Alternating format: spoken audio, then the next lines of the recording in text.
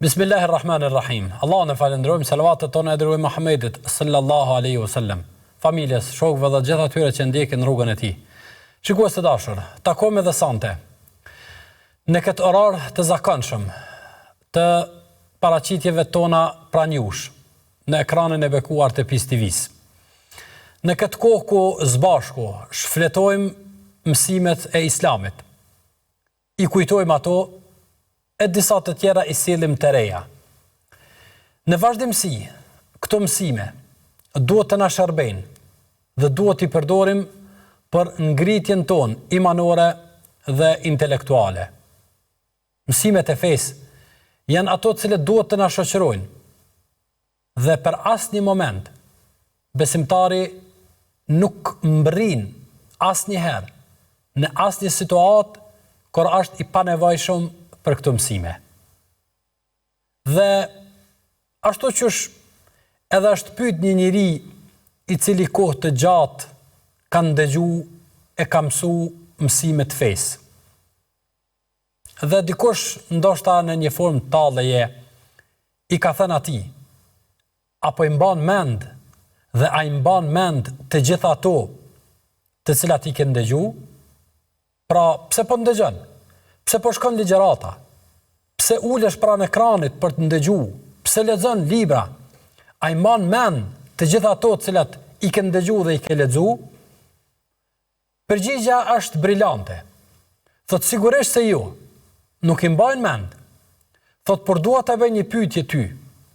Thot ti që kaq vite, pra të njëjtën kohë sa unë ndëgjoj dhe mësoj.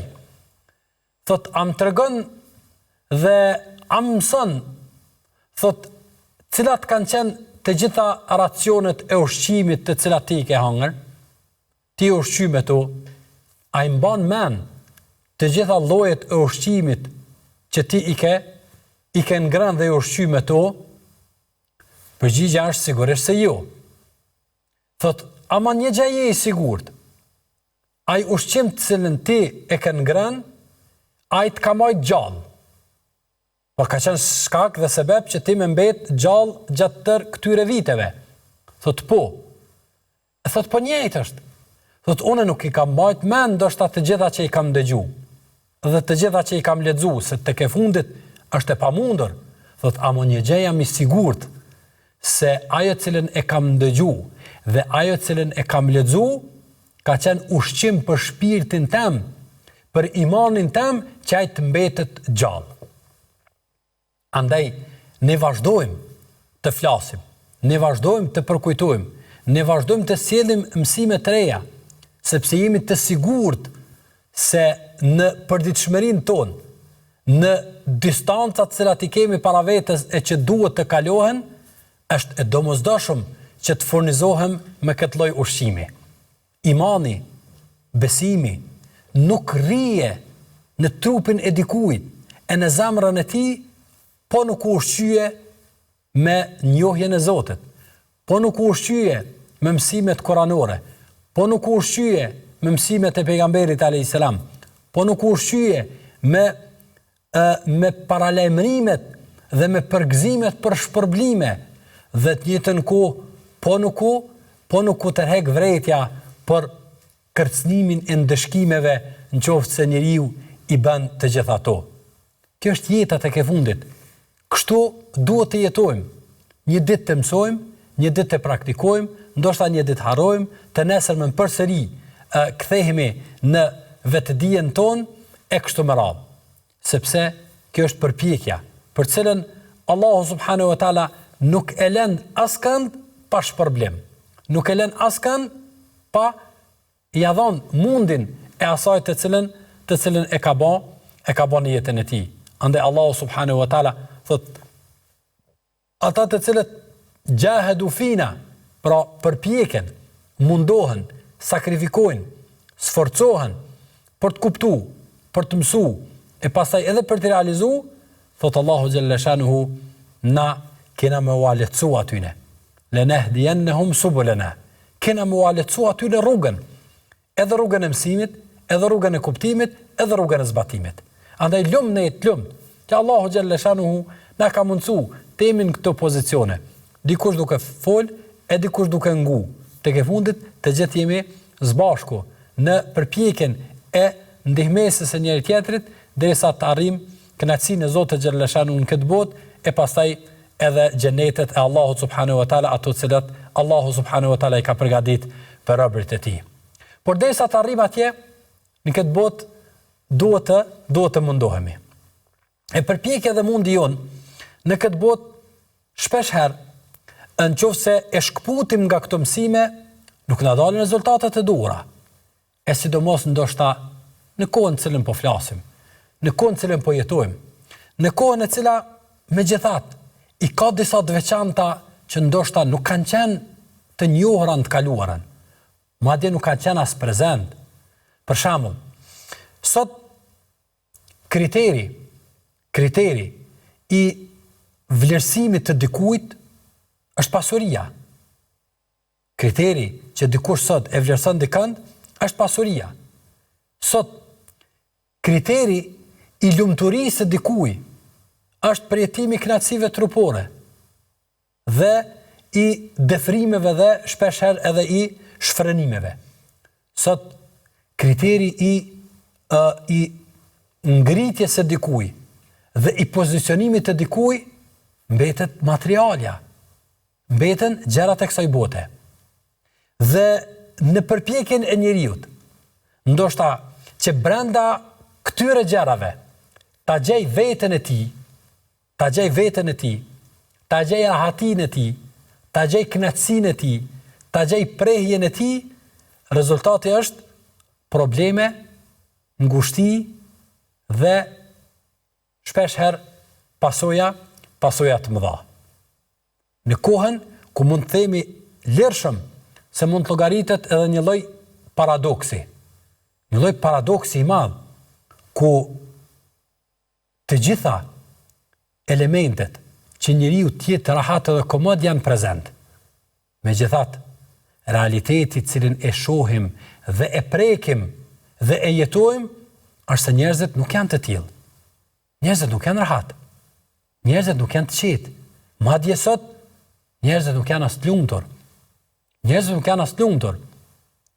E a mund të jetë se jemi shkputur nga mësimet e Zotit, të cilat na kanë treguar dhe na kanë mësuar se ku është adresa e kërkimit edhe të rahatisë shpirtërore, por edhe të mënyrës së përdorimit dhe shfrytëzimit të materiales. Duke vendosur secilin në pozicionin e vet, ku secila duhet ta kryejë rolin për cilën është dhe për cilën Zoti xhalla shanu e ka vendosur.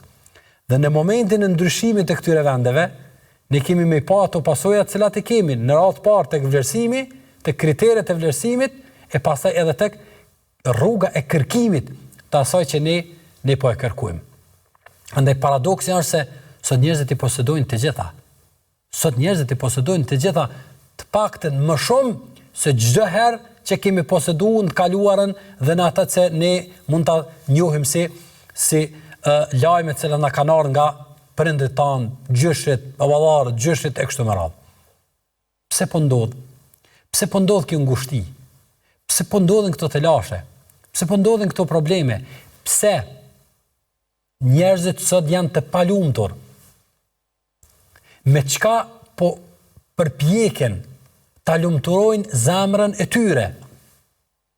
Nga se jemi duke folur ende se cili është roli i zemrës dhe çka na ka mësuar Islami duhet veprojmë me zemrën tonë.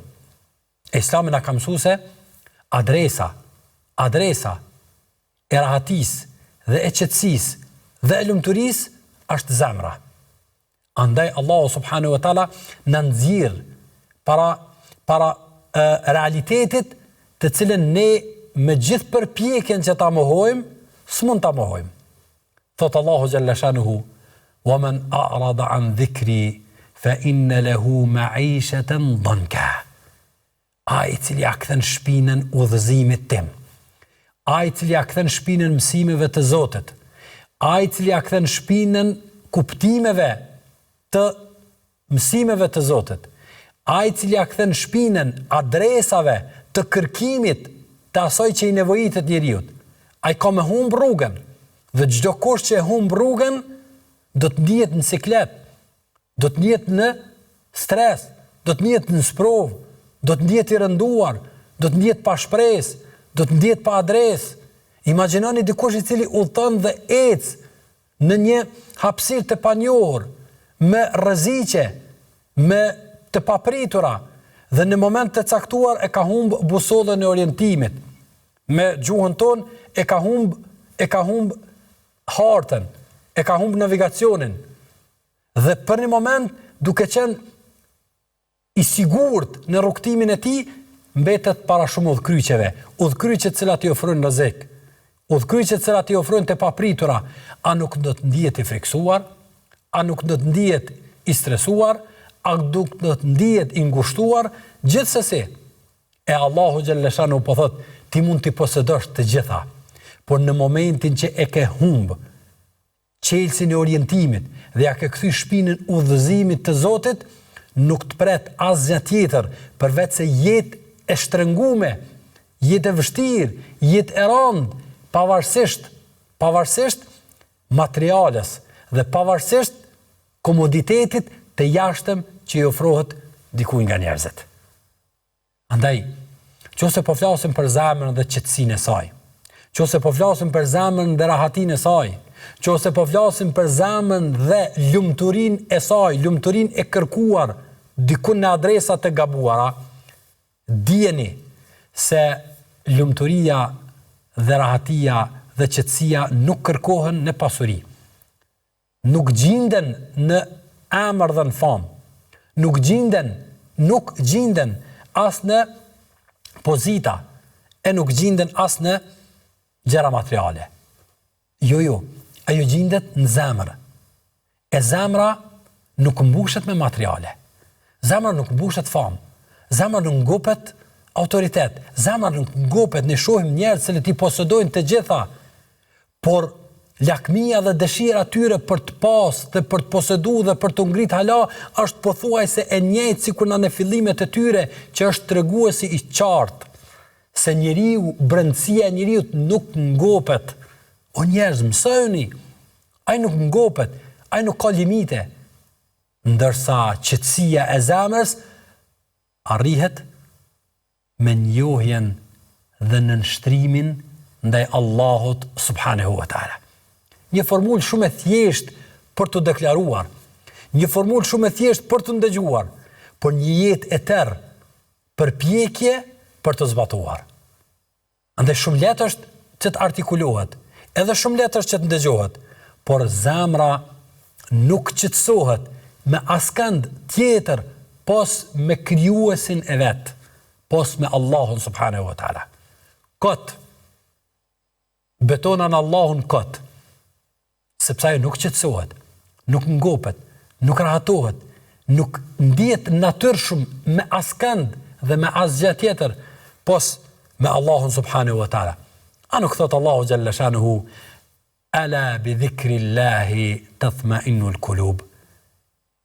Me përmendjen e Allahut, pra me vetmimin me Allahun, me përmendjen e Zotit, me madhnimin e Allahut subhanahu wa taala, a nuk qetësohen zemrat? A nuk qetësohen zemrat? Andaj thot Ibn Qayyim, thot në zemër ekziston një zbrazdi, e cila nuk mbushet me asgjë tjetër pos me Allahun. Betonan Allahun, nuk mbushet zemra me asgjë tjetër pos me Allahun subhanahu wa taala. Thot dhe ekziston një mangësi në zemrë, e cila nuk mbushet me diçka tjetër pos me afërsi me Allahun. Pos kur është njëri afër Allahut subhanahu wa taala, veç atëherë mbushet kjo ngushti dhe kjo zbrasti e zemrës. Nuk mbushet me diçka tjetër. Andaj thot, jo rastisht është thonë nga të parët, ata cilët e kanë ndiket madhështi, ata cilët e kanë mbush këtë zbrasti, ka thonë po ta dinin mbretërit, pasurinë cilën ne e kemi, qetësinë dhe rahatin, lumturinë të cilën ne e posedojmë, do të vinin me përpjekjet e tyre që të na merrnin me shpatat e tyre. Tek e fundit, sot njerëzit kanë arrit në atë të cilën kanë arrit në shfrenim, në dëfrim, në thyrje të kufive, në padrejtësi, madje edhe në zullum edhe në padrejtësi të mëdha ndaj njerëzve tjerë, përveç se nga kërkesa dhe nga përpjekja e tyre që ta mbushin zbrastinë e tyre. Po, nuk ka rezultat tjetër. Nuk ka arsye tjetër. Përndryshe, ata i posedojnë të gjitha. Pasuri, dynja, famë, të gjitha i kanë. Por, kanë gabu, sepse në përpjekjen e tyre që ta mbushin zbrastinë e tyre, pastaj njeriu kalon edhe në çmenduri, kalon edhe në veprime të cilat janë mas pakti që mund të themi janë jo njerëzore. Andaj, a ka zemër më të qetë? A ka zemër më të mirë? A ka zemër më të lumtur se ajo e cila e ndin dhe e ndjen, e din dhe e ndjen madhështinë e Allahut subhanahu wa taala. Forcën dhe fuqinë e tij, dijen dhe hikmetin e tij, urtësinë e tij. Me çka mund të qetësohet zemra më shumë se me Allahun subhanahu wa taala. Andaj Allahu xhalla shanuhu na tregon se njerëzit në përpjekjet e tyre për të arrit deri tek këto rezultate e kanë huq rrugën. Andaj thot Allahu xhalla shanuhu alhaakumut takathur. Janë shkatru, thot Allahu xhalla shanuhu, ata të cilët përpjekje e tyre që të shtojnë sasin e tyre në dynja. Të shkatruar janë. Andaj thot Hasan al-Basriu, gara e tyre, pra ata vazhduan me gara për dynja, vazhduan me gara për materiale, thot derisa shqetësimi i tyre më i madh u bë dynjaja. Pra, jo të punuarit, jo përpjekja e njeriu që të bën dinjitetshëm, të jetoj dinjitetshëm, e as posedimi, sepse të gjitha këto Islami nuk i ka ndalu, e nuk i ndalon. Përkundra i nxit me shumë argumente tjera, por në momentin që njeriu, thot Hasan al-Basriu, vazhdon të garoj për dynja derisa ajo bëhet shqetësimi i tij më i madh. Dhe pastaj don dhe armiqson për shkak të dynjas, për shkak të materiales. Gëzohet dhe hidhrohet për shkak të materiales. Ngrit dikant dhe poshtnon dikant për shkak të materiales. Fal dikant dhe hakmerret ndaj dikujt për shkak të materiales. E kjo është xhenem. Kjo është xhenem. Me këtë njeriu asnjëherë nuk do të arrijë që të vijë tek fundi ku ai do ta ngop veten e tij, e do ta ndi veten e tij rahat, edhe në arritjen e pasurisë, po në arritjen e ndëshkimit ndoshta ose fitimit të kësaj gare. Sepse kjo është garë pafund. Është garë e cila nuk mrin asnjëherë në fundin e limiteve të tij. S'mrin. Kur mrin, ajo që thot Allahu xhalla shanu pastaj në vazhdim, alhaakumut takathur hatta zurtumul maqabir. Derisa të vije fundi, derisa të vizitoni varrezat. Derisa të vizitoni varrezat në aspektin e përfundimit të misionit tuaj. Ta kuptoni se për çfarë ja ka vlet. Cili ka qenë rezultati i tërë asaj gare? Cili ka qenë rezultati i tërë asaj përpjekje? A arritet lumturi? A arritet të kënaqeni? Andaj ju rastisht është thonë, o ti i cili je në kërkim të pasurisë, a arrite lumturi kur arrite pasurin? O ti në kërkim të famës, a arrite lumturi kur arrite famën? O ti i cili si rezultati i kësaj gare u hakmorën ndaj të tjerëve, a je rahat, a je qetë momentin kur ju hakmerët tjetrit? A gjete rahatin? o ti I cili për shkak të kësaj dynjaje humbe meqe dhe dashamir, humbe dhe familje, a e gjete ato cilën e kërkove? Rezultati është jo. Në të gjitha rrethonat, jo. Betohem në Allahun, jo. Dhe këtë na kanë tregu ata cilët ishin të sinqert në fundin e rrugtimit të tyre. E para tyre na ka tregu ai I cili I njeh mirë çka kërkon njeriu në vetveten e tij, çka mund të gjej dhe ku mund ta gjej. Andaj adresa e kërkimit të asaj që sot po e kërkojmë nuk është aty ku ne po e kërkojmë. Është dikun tjetër. E kjo dikun tjetër është në nshtrimi, madhnimi dhe lavdrimi dhe adhurimi I Zotit të kësaj zemre. Po I Zotit të njeriut, njerëzve, të botave, atij I cili posedon qelsat e pasunisë të dunjas në dorën e tij. E megjithatë, zemrën e kalon vendin e vetëm ku ai ka akses dhe ku Allahu subhanahu wa taala mund ta ngop, e mund ta mbush, e mund ta qetësoj, e mund ta rahatoj me madhninë e tij. Sigurisht se me këtë përpjekje të njeriu është shumë e nevojshme që të marrim këto udhëzime, të marrim këto adresa që të mos predhim poshtë e lartë, por të kthehemi tek ajo që jemi duke hyrë hak shumë, e që është zemra. E që është zemra jonë, vetja jonë, brendësia jonë, për cilën do të japim pastaj edhe përgjegjësi e llogari për Allahut subhanahu wa taala. Sigurisht se me çka duhet të ushqet kjo zemër, dhe cilat janë ato ushqime që njeriu t'ia japin lumturinë, do të shohim në pjesën e dytë të këtij trajtimi.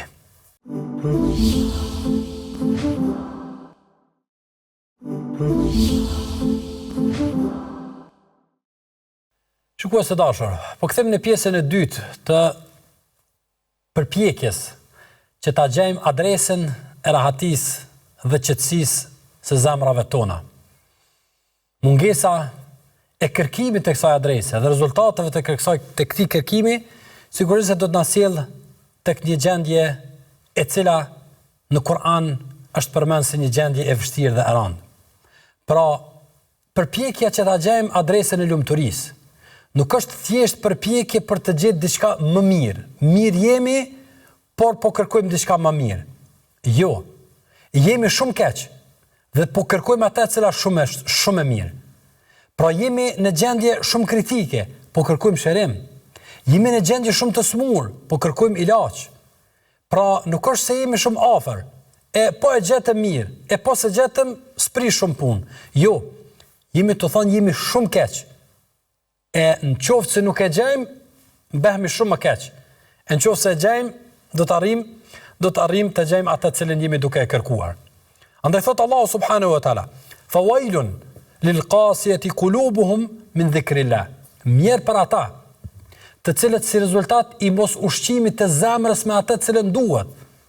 Pra, me Zotin, me kuptimet e mësimeve të tij, me madhninë e Allahut subhanahu wa taala, e kështu me radhë, kanë arrit deri tek ngurtësimi I zemrave të tyre.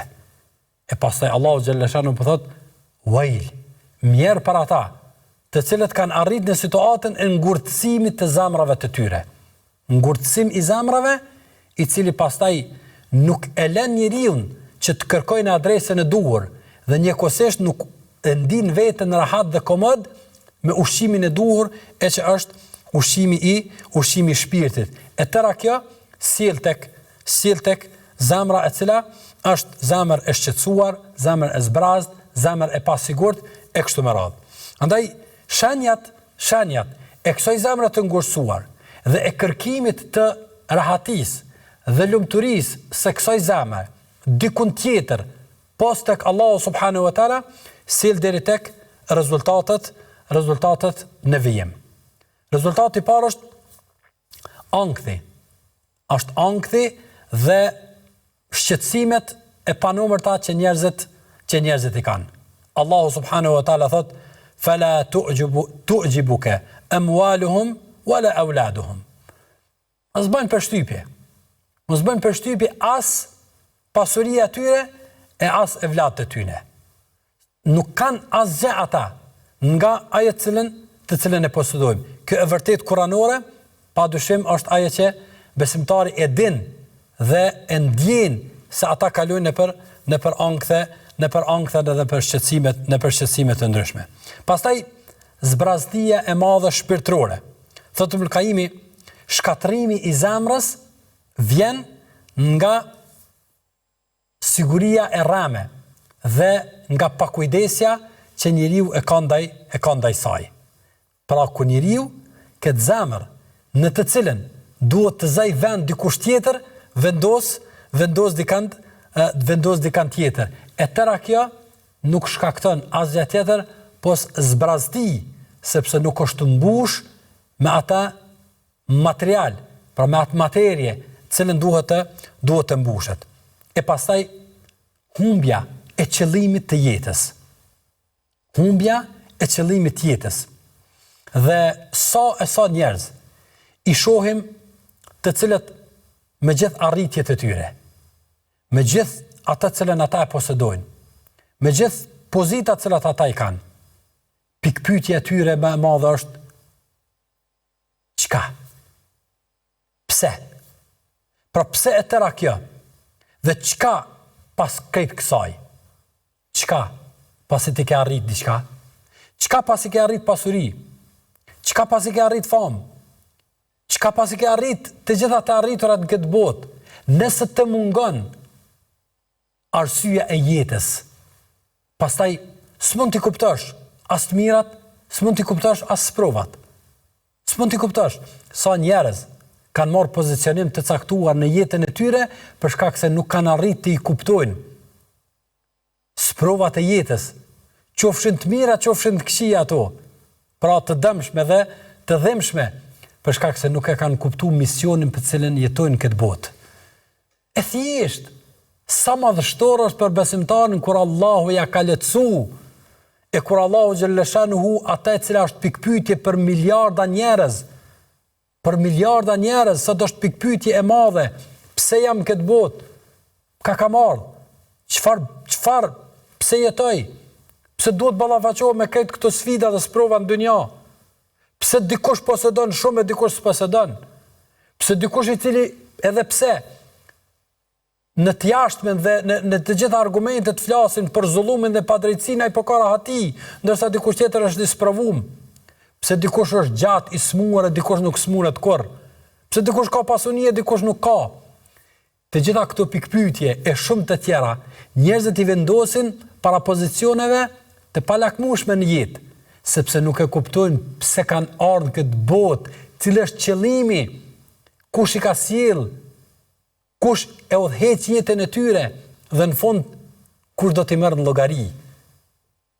Pse i qënë Allahu subhanahu wa taala të gjitha këto, a i qënë me urtësinë e tij apo janë të gjitha të rastësishme? Përndryshe bota do të ishte shumë e padrejtë. Dhe është normale se të gjitha ata të cilët nuk besojnë Allahun si krijues, nuk e besojnë ditën e gjykimit si vend kthim tek Allahu, nuk besojnë xhenetin si vend shpërblim dhe nuk e besojnë xhenemin si vend dëshkim, është e kuptueshme që ata nuk mund t'i kuptojnë të gjitha këto procese. Është e kuptueshme.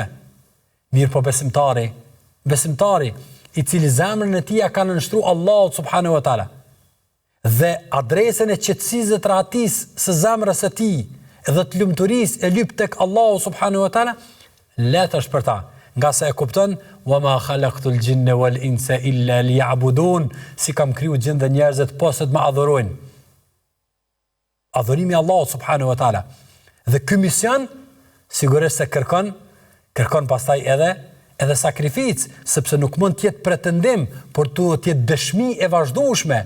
Andaj Allahu subhanahu wa taala thot: "A hasiben nas ay yutraku wa yaqulu amanna wa hum la yuftanun?" A menduan njerëzit se do të thojmë kemi besuar e të mos provohen? Sigurisht se dëshmia e besimit, dëshmia në nështrimit, në Allahu subhanahu wa taala kërkon pastaj edhe dëshmi. Ku e gjen këtë njeriu, këtë ku zhvillohen këto procese në zemrën e njeriut. Në zemrën e njeriut, në kërkimin e lumturisë së tij. Andaj mungesa e kërkimit të kësaj lumturie në këtë adresë do shpije para krejt këtyre pikpyetjeve dhe në fund para humbjes së kuptimit të jetës, si një nga dënimet më të mëdha që dikush mund mund të goditet në jetën e kësaj bote. A ka dënim më të madh se sa mos me ditë pse në këtë botë? A ka dënim më të madh se sa mos me pas arsye që të ngritesh në mëngjes? A ka dënim më të madh se sa me prit mbramin dhe mos me ditë, me i bë llogarit e ditës për çka duhet më gëzu dhe për çka duhet më hidhru? A ka dënim më të madh se sa mos me i kuptu të mirat si begati që ti je falëndërues? A ka dënim më të madh se sa mos me ditë me i përballu sprovat, si sprova ndaj Allahut që të dalësh fitues gjithashtu? Po, njerëzit kalojnë për këtu, sepse kanë humbur adresën e kërkimit të lumturisë dhe të rahatisë, e pastaj kjo i ka shpi edhe në humbjen e qëllimit të jetës dhe të krijimit të tyre dhe të kthimit nesër tek Allahu subhanahu wa ta'ala. E shumë pasoja tjera të cilat vinë si rezultat i mos kërkimit të lumturisë në adresën e duhur. Pra, ku mund ta gjejmë lumturinë në adresën e saktë dhe të duhur? Sigurisht në iman, në besim, në afërsim me Allahun subhanahu wa ta'ala. Allahu jalla shan thot: "Men amila salihan min dhakarin aw untha wa huwa mu'min, falanuhyiyannahu hayatan tayyiba."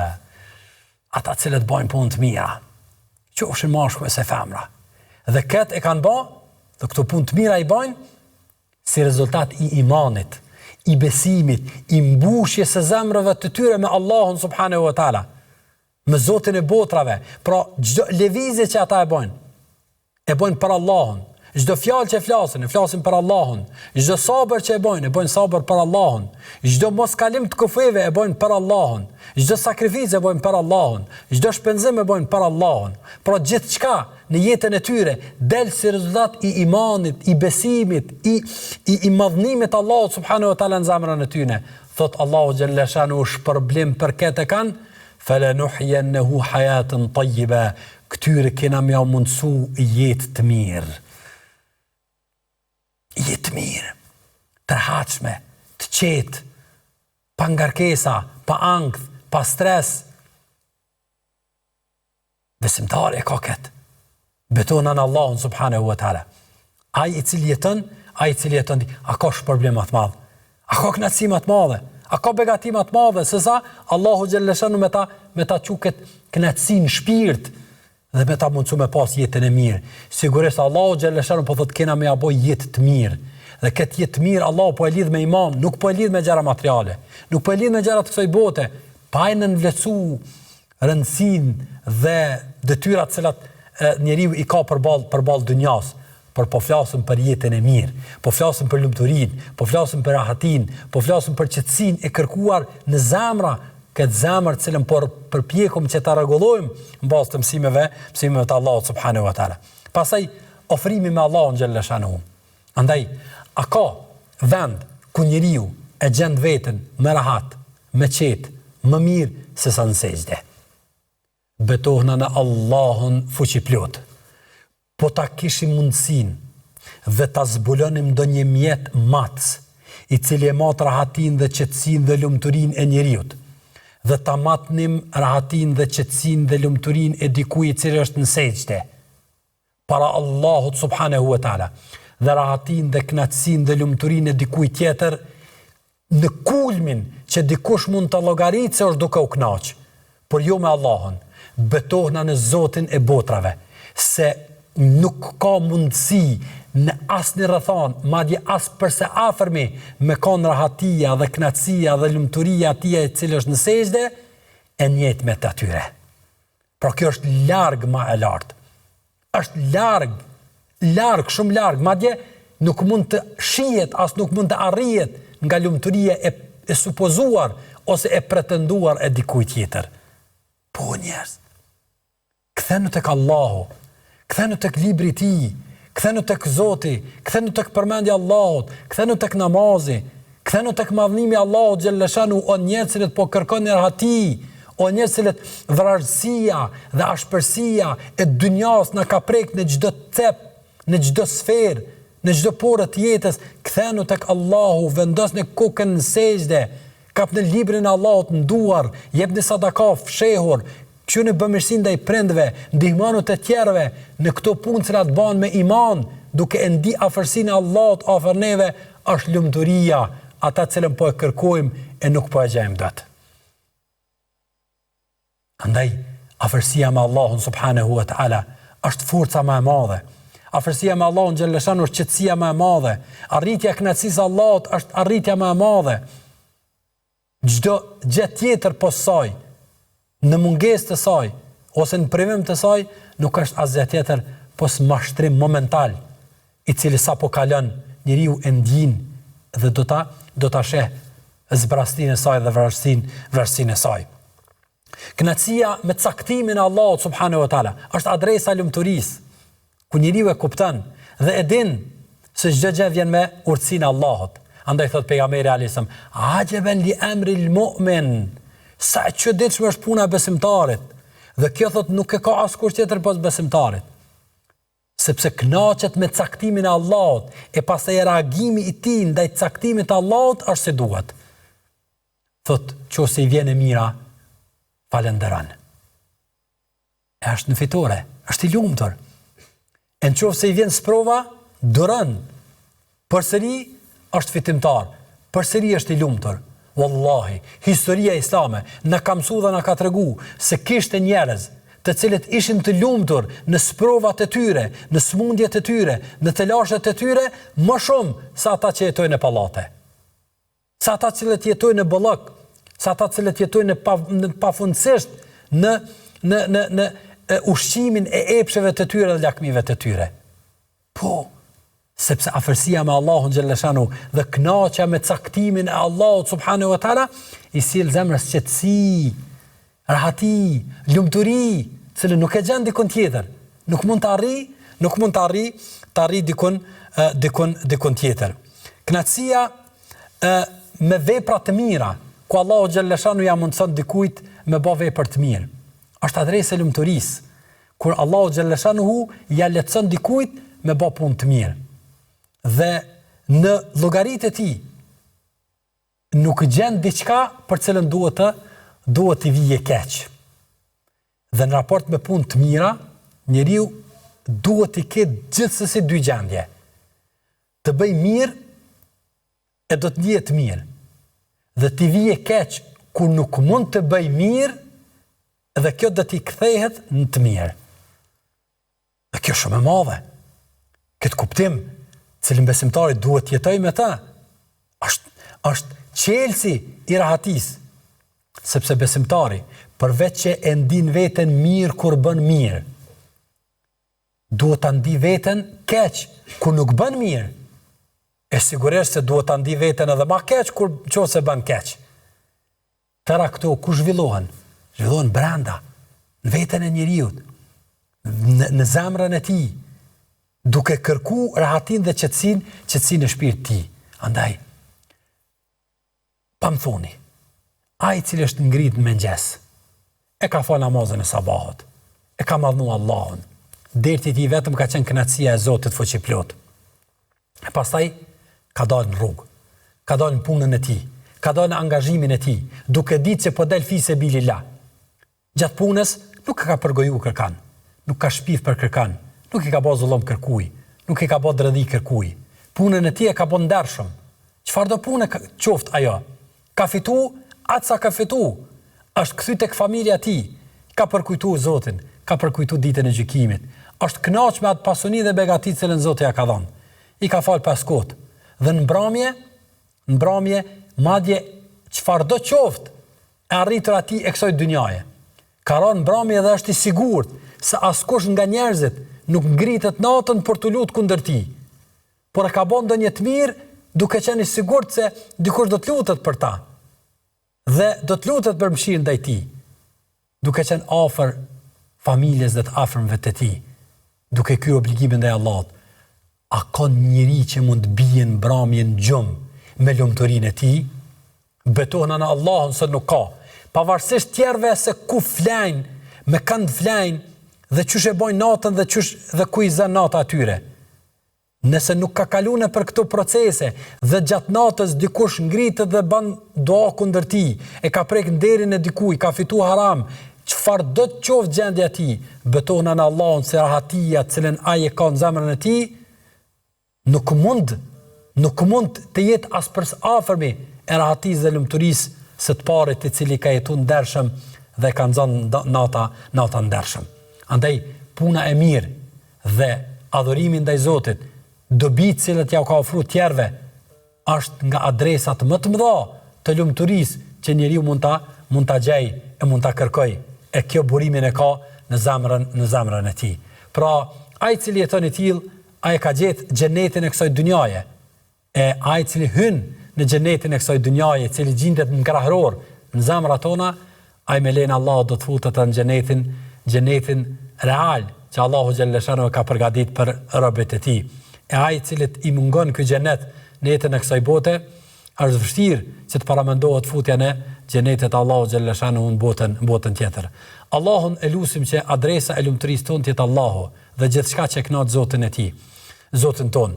Dhe në asnjë rrethon të mos jetë kërkesa dhe kërkimi jon i lumturisë e atis dikun tjetër, post tek Allahu xhaleshano, që as mos arrim lumturinë këtë botë, e të mbesim të privuar nga takimi jon me Zotin tonë në botën tjetër. Allahu na nënshtroft zemrat tona ndaj tij, e na bëft të lumtur, e të kënaqur me ata që Allahu na ka dhënë e me Allahun subhanahu wa taala në përgjithësi. Në takimin tjetër, Allahu xhaleshano qoftë i kënaqur me neve, e adresa e kërkimit tonë të lumturisë të jetë Allahu subhanahu wa taala.